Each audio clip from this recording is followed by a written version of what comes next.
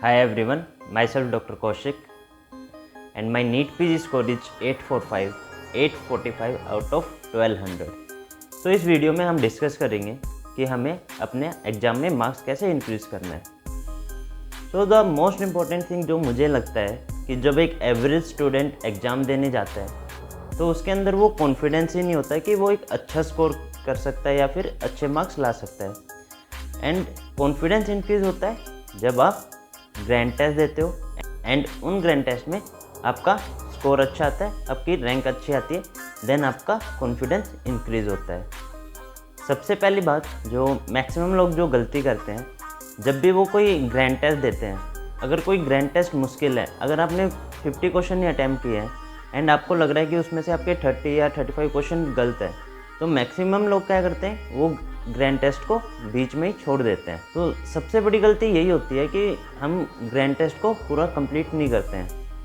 तो यहाँ पर हमें ऐसा नहीं करना है, क्योंकि जो भी हम ग्रैंड टेस्ट दे रहे हैं, कोई भी ग्रैंड टेस्ट दे रहे हैं, उनसे हर एक ग्रैंड टेस्ट से हमें सीखना है। अगर हमें वो क्वेश्चन नहीं आ रहे हैं, एटलीस्ट हमें ये तो पता लग जाएगा ना कि ग्रैंड टेस्ट देने से कि क्वेश्चन की लैंग्वेज कैसी होती है, एग्ज़ाम में किस टॉपिक से क्वेश्चन आ रहे हैं, किस टॉपिक्स पर हमें ज़्यादा फोकस करना है। ये सारी चीज़ें तो हमें उस ग्रैंड टेस्ट से पता लग जाएगी, हालांकि उस टेस्ट में हमारे अच्छे मार्क्स नहीं आ रहे हैं। दूसरी गलती ये होती है कि लोगों को एनालिसिस करना ही नहीं आता है। तो एनालिसिस दो टाइप का होता है।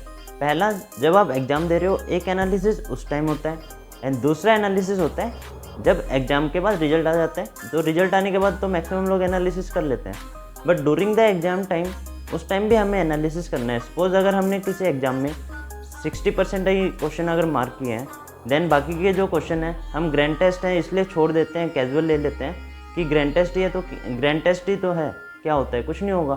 तो ये वाला एटीट्यूड हमें बदलना पड़ेगा, क्योंकि जब हम अपना मेन एग्ज़ाम देंगे उस टाइम भी तो हमें वो क्वेश्चन अटैम्प्ट करने पड़ेंगे ना। अगर किसी क्वेश्चन में हमने 50% ऑप्शन रूल आउट कर दिए हैं, बाकी के 50% भी हमें दोबारा आकर उस क्वेश्चन को मार्क तो करना ही है ना।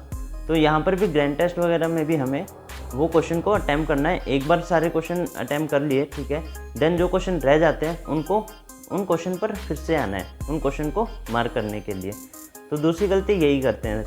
रिजल्ट आ गया है, देन एग्ज़ाम का जो एनालिसिस होता है, ठीक है, अब आपको पता लग गया कि आपकी गलतियाँ क्या हैं, आपने कहाँ पर किस किस चैप्टर में किस किस टॉपिक्स में गलती की है, वो आपको पता लग गया है। बट उन गलतियों को ठीक करने के लिए अब आपको कुछ एक्शन भी तो लेना पड़ेगा ना। मैक्सिमम लोगों को पता लग जाता है कि गलती क्या है, बट उसके लिए वो कोई एक्शन ही नहीं लेते हैं। तो यहाँ पर मैं यही सजेस्ट करना चाहूँगा कि जब हमें गलतियों को पता लग जाता है, उसका अपना एक लिस्ट बनाओ, क्योंकि वही सेम चीज़ें हम बार बार गलती करते रहते हैं और हमारे मार्क्स इंक्रीज़ नहीं होते हैं। तो उन क्वेश्चन की, उन टॉपिक्स की अच्छे से लिस्ट बनाओ, उन पर ज़्यादा फोकस करो, देन वो गलतियाँ ठीक होंगी और मार्क्स भी इंक्रीज़ होंगे।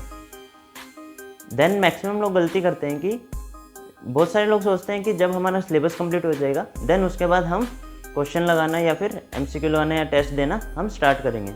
तो मैं ये बता देना चाहता हूँ कि जिस दिन हम एग्ज़ाम देने जाएंगे ना, उस दिन भी हमारा सिलेबस कंप्लीट नहीं होता है। तो मैं यहाँ पर यही बोलना चाहूँगा कि जैसे जैसे हम जो टॉपिक्स पढ़ रहे हैं उन टॉपिक्स के क्वेश्चन लगाओ, जो सब्जेक्ट्स कंप्लीट हो गया उनके सब्जेक्ट वाइज क्वेश्चन लगाओ।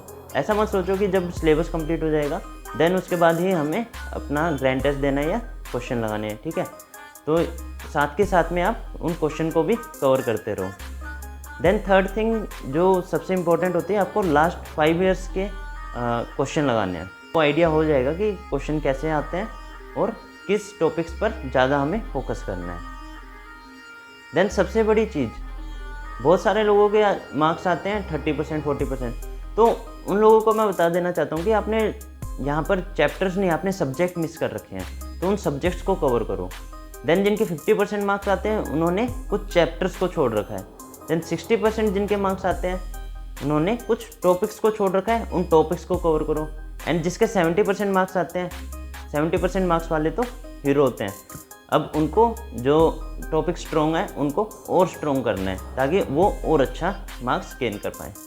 देन नेक्स्ट चीज़ आती है कि ऐसे जब हम 5-6 ग्रैंड टेस्ट दे देते हैं, जब हमें पता लग जाता है कि कौन कौन से इम्पोर्टेंट क्वेश्चन हैं, कौन कौन से इम्पोर्टेंट टॉपिक्स हैं, हालांकि उनमें से कुछ टॉपिक थोड़े से मुश्किल होते हैं, पर जो मैक्सिमम लोग होते हैं उन मुश्किल टॉपिक्स को छोड़ देते हैं कि ये मुश्किल है, हमें याद नहीं हो रहा है। हमें ऐसा नहीं करना है। जो इम्पोर्टेंट टॉपिक है, जैसे कि आईपीसी सेक्शन है, अब हमें पता है कि आईपीसी सेक्शन से क्वेश्चन आना ही आना है, पैथोलॉजी में जीन्स से क्वेश्चन आना ही आना है। जब इन चीज़ों का हमें पता है कि इनसे क्वेश्चन आना ही आना है, तो इन चीज़ों को क्यों छोड़ना है? अगर ये चीज़ें आप छोड़ोगे तो ऑटोमेटिक आप बाकी लोगों से पीछे हो जाओगे, क्योंकि ये सब चीज़ें जो क्वेश्चन आना ही आना है जिन टॉपिक से, ये चीज़ें बाकी सब लोगों को भी पता है।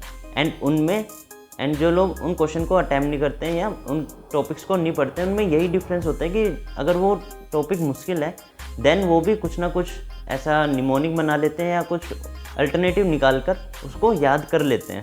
तो यहाँ पर बस यही डिफरेंस आता है कि जिन टॉपिक्स को आपको पता है उनको अच्छे से करना ही है। अगर ये टॉपिक एग्जाम में आएगा और मैंने ये छोड़ दिया तो आपकी रैंक नहीं आ सकती है कभी भी। तो उन टॉपिक्स को बिल्कुल भी नहीं छोड़ना है। मार्क्स एक दिन में, एक रात में, एक ग्रैंड टेस्ट देने से इंक्रीज़ नहीं होंगे। आपको बहुत सारे ग्रैंड टेस्ट देने पड़ेंगे, मल्टीपल रिवीजन करनी पड़ेगी। फिर आप किसी टॉपर से पूछोगे तो डिफरेंस यहीं पर आता है कि multiple revision and multiple grand test का। तो जो लोग मल्टीपल ग्रैंड टेस्ट देते हैं, जो मल्टीपल रिवीजन करते हैं, उनके ऑटोमेटिक मार्क्स अच्छे आएंगे, रैंक भी अच्छी आएगी। जब मैंने स्टार्ट किया था, मेरे ग्रैंड टेस्ट में ओनली 300 क्वेश्चन में से मैं ओनली 100 क्वेश्चन मार्क कर पाया था, जिनमें से 70 क्वेश्चन नहीं आते थे मेरे को, बाकी 20-30 क्वेश्चन मैंने ऐसे ही तुक्के से मार्क कर दिए थे। तो वहाँ पर अब वहाँ से लेकर मेरे को 300 में से मैंने जो मेरा फाइनल ग्रैंड टेस्ट दिया था उसमें मेरे 210-220 क्वेश्चन तक ठीक हुए थे। तो ये एक दिन में, एक रात में इंक्रीज़ नहीं हो गया था, धीरे धीरे इंक्रीज़ होता है। कभी कभी ऐसा भी होता है कि आप मेहनत कर रहे हो और आपके ग्रैंड टेस्ट में स्कोर कम हो रहा है, तो ये सारी चीज़ें भी आ सकती हैं। बट जो रिजल्ट होगा उसमें आपको यही दिखेगा कि आपके मार्क्स इंक्रीज़ हो रहे हैं। So that's all and all the best for the NEET PG exam. Have a good luck. Thank you.